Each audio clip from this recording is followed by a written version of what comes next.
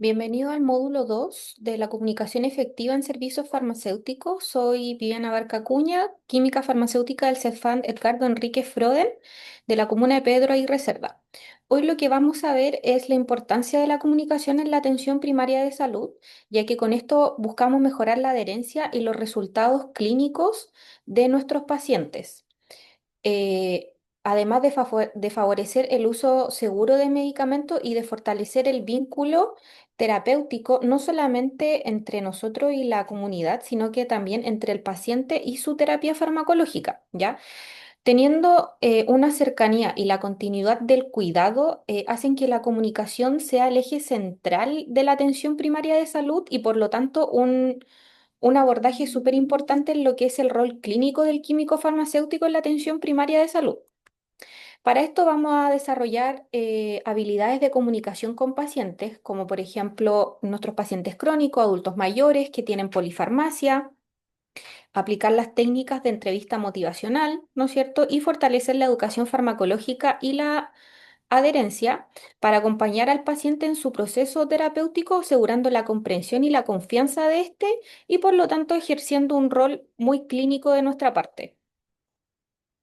¿Cuáles son las principales barreras comunes de comunicación que nosotros tenemos con los usuarios? El lenguaje técnico excesivo es una de ellas, y no solamente es un error que cometemos nosotros como químicos farmacéuticos, sino que en general esto se ve en los profesionales de salud.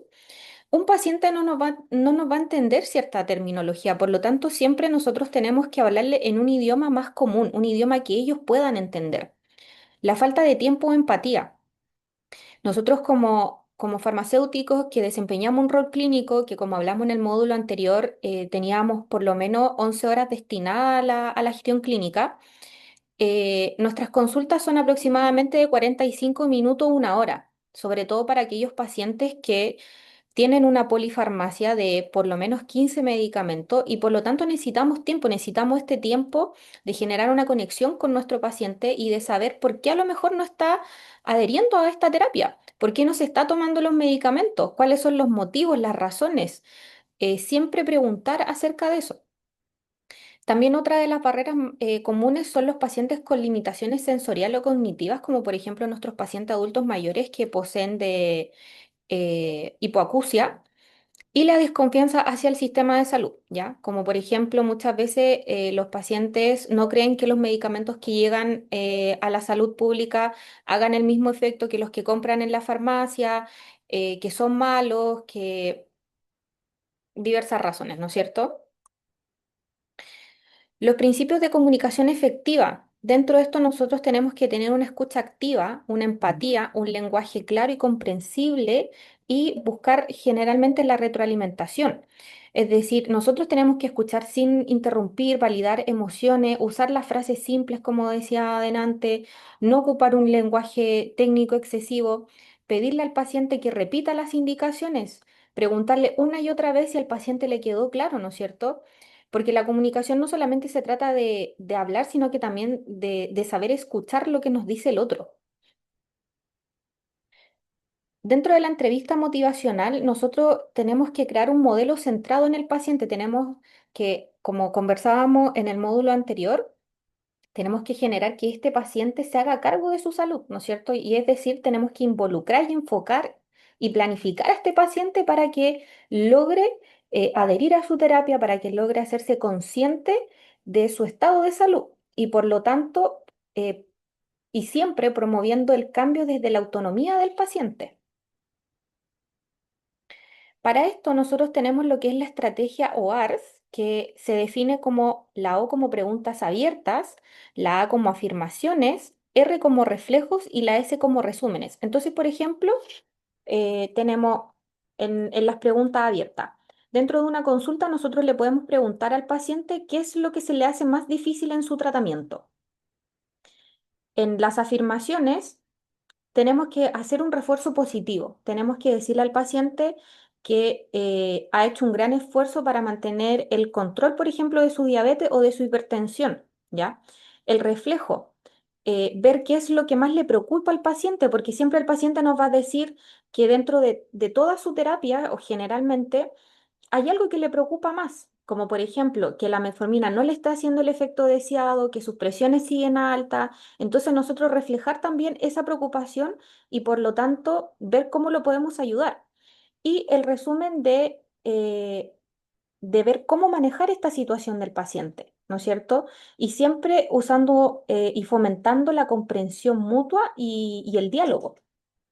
Nosotros también dentro de los resúmenes podemos hacerles pautas al paciente, podemos entregarle una guía que él pueda llevarse a su casa, pegarla en el refrigerador, escribirle, por ejemplo, si es un paciente con problemas a la vista, escribirle en formato Word algo con letras grandes que él pueda visualizar. Si él no lo puede visualizar, que sea con un familiar y hacer ese acompañamiento.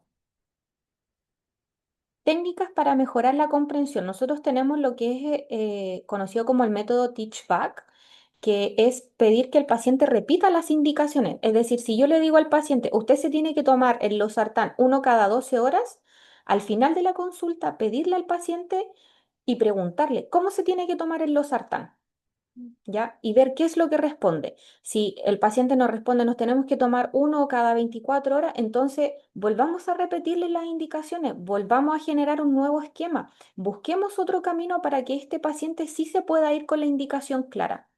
Para esto es muy importante el uso de material visual, como les mencionaba, o esquemas, y adaptar también el mensaje al nivel educativo, porque también tenemos muchos pacientes que no saben leer, que no tienen buena comprensión tampoco, y por lo tanto tenemos que buscar otras alternativas que se adecúen a la situación del paciente. La comunicación con nuestros pacientes crónicos, ¿no es cierto? Nosotros tenemos pacientes con diabetes que suelen ser pacientes que muchas veces se encuentran muy frustrados. Tenemos que ver qué es lo que está pasando, por qué a lo mejor este medicamento no está funcionando. Porque a lo mejor cuando ellos dicen que están llevando la dieta que le indicó la nutricionista y aún así no bajan sus niveles de glicemia, busquemos caminos, busquemos respuestas y es muy importante que dentro de eso nos podamos comunicar bien con el paciente, hacerle una buena entrevista y por lo tanto un acompañamiento continuo, ¿ya? Debemos empezar también con metas pequeñas y realistas. No le podemos pedir al paciente que de aquí a un mes baje sus niveles, por ejemplo, de triglicéridos. Si tenemos un paciente que tiene triglicéridos en 400, 500, no le podemos pedir que los mantenga normales de aquí a un mes. Tenemos que colocarnos metas pequeñas y realistas para que este paciente las pueda cumplir y él pueda ir viendo también logros y no se sienta frustrado en el camino. Y obviamente validar su emoción y reforzar sus logros. La comunicación con adultos mayores. Principalmente acá tenemos pacientes que sufren de hipoacusia, un déficit visual, que también tienen polimedicación, ¿no es cierto? Debemos hablar lento y claro, muchas veces fuerte también, usar letra grande en nuestro esquema, en la etiqueta, un material escrito y de apoyo visual, ¿no es cierto? Hacerlo con dibujos, monitos, diagramas, ¿ya? Mantener siempre el contacto visual con nuestro paciente es muy importante porque eso les da confianza también, sobre todo a los adultos mayores. Incluir dentro de esta revisión de la medicación, de esta entrevista, los cuidadores o familiares, pedirle al paciente que, por ejemplo, si nosotros leemos la ficha y nos encontramos con un adulto mayor que a lo mejor sí tiene una red de apoyo, pedirle a este familiar o cuidador que se haga partícipe de esta entrevista. Y siempre también confirmar la comprensión, confirmando, por ejemplo, la dosis que nosotros le indicamos al paciente, los horarios. eh, Muchas veces también sirve el poder otorgarle la compra de un pastillero para que se le haga un poco más fácil también la adherencia a la terapia al paciente. Son ejemplos que van ayudando a este adulto mayor a adherir a su terapia, sobre todo en pacientes que tienen por lo menos 10 entre 10 y 15 medicamentos y que cuesta que estén tomando continuamente esta cantidad de fármaco. Entonces, ¿cómo es el rol del químico farmacéutico dentro de esta entrevista? Es de educador y consejero terapéutico, es de un promotor del uso racional de medicamentos. Nosotros tenemos que buscar que nuestro paciente comprenda la relación entre su propia salud y el equipo de salud. Nosotros somos como un intermediario porque muchas veces, no sé si les ha pasado y me gustaría que lo comentaran también dentro del foro, si, si sus pacientes han llegado con indicaciones que no entendieron del médico y que nosotros tenemos que aclarar y muchas veces también nos pasa en el día a día, ¿no es cierto? En la farmacia, que los pacientes no comprenden o no entienden cómo se deben tomar la medicación que les dio el médico, porque muchas veces también les da vergüenza preguntar porque las consultas con médico, enfermera o nutricionista son muy cortas. Entonces nosotros también funcionamos mucho como un intermediario entre el equipo de salud y el paciente, ¿ya? Eh, y es súper importante esto porque impacta directamente en la calidad de vida del paciente y en nosotros como comunidad también del equipo de salud.